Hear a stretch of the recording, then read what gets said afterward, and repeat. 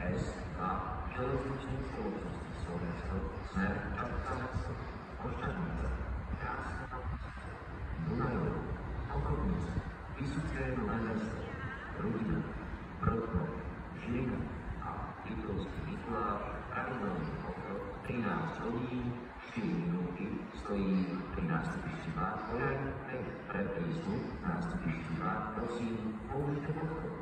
Osoby do linky S2 železničnej spoločnosti Slovensko, smer Stavka, pravidelný okrok 13 hodín, 8 minút, stojí pri nástupišti Václav, pre prístup nástupišti Václav, prosím, použite podchod.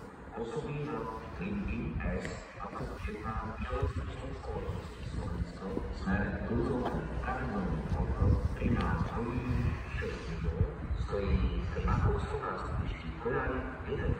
Medzištátne linky 346 Vysočan železničnej spoločnosti Slovensko, smer Táci a Ostrava Svinok, pravidelný okrok 13 hodín, 2 minúty, stojí pri nástupišti 3.